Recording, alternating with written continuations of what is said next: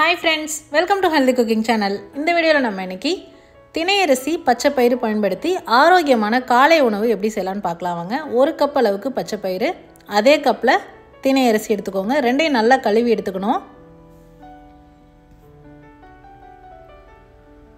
நல்லா கழுவி சுத்தம் பண்ணி எடுத்ததுக்கு அப்புறமா நல்ல தண்ணி விட்டு ஊற வச்சிரணும். 7 ல இருந்து 8 மணி நேரம் ஊறணும், இல்ல ஓவர் நைட் ஊற விட்டீங்கனாலும் ஓகே. இப்போ பாருங்க 8 மணி நேரத்துக்கு அப்புறம் நான் காமிச்சிருக்கேன். நல்ல பயிரெல்லாம் ஊறி வந்திருக்கு. தண்ணி வடிச்சிட்டு மிக்சர் ஜார்ல சேர்த்துக்கலாம்.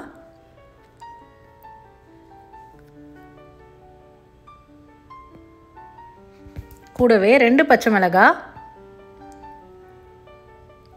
1 இன்ச் அளவுக்கு இஞ்சி, 1/4 டீஸ்பூன் பெருங்காயம், கட்டி பெருங்காயம் சேர்த்துருக்கேன், 1/2 டீஸ்பூன் சீரகம், 1/2 டேபிள் ஸ்பூன் கல்லுப்பு. இதை சேர்த்து ஃபர்ஸ்ட் நல்லா அரைச்சிக்கோங்க.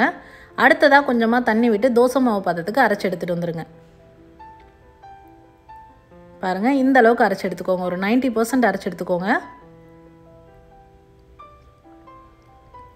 திக்காக இருந்ததுன்னா கொஞ்சமாக தண்ணி சேர்த்து நல்லா தோசை மாவு பாத்திரத்துக்கு கரைச்சி எடுத்துக்கோங்க. இப்போ மாவு ரெடி ஆயிடுச்சு. நம்ம தோசை ஊற்றலாம்.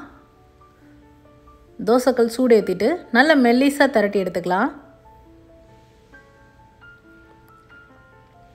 எண்ணெய் விட்டு 2 பக்கமும் நல்லா வேக வச்சு எடுங்க. மொறு மொறுன்னு நல்ல வாசனையோட ஆரோக்கியமான தோசை ரெடி.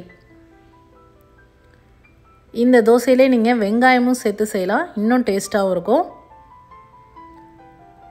இந்த தோசைக்கு தக்காளி சட்னி, தேங்காய் சட்னி, சாம்பார் எல்லாமே அட்டகாசமான காம்பினேஷனாக இருக்கும். சூப்பரான ஹெல்த்தியான மார்னிங் பிரேக்ஃபாஸ்ட் ரெசிபி ட்ரை பண்ணி பார்த்துட்டு உங்களுக்கு கமெண்ட் மறக்காமல் சொல்லுங்கள் ஃப்ரெண்ட்ஸ். இது போன்ற ஹெல்தி ரெசிபிஸ்க்கு மறக்காமல் ஹெல்தி குக்கிங் சேனலை சப்ஸ்கிரைப் பண்ணுங்கள். இந்த வீடியோ உங்களுக்கு பிடிச்சிருந்தா லைக் பண்ணுங்கள், ஷேர் பண்ணுங்கள், கமெண்ட் பண்ணுங்கள். தேங்க்ஸ் ஃபார் வாட்சிங்.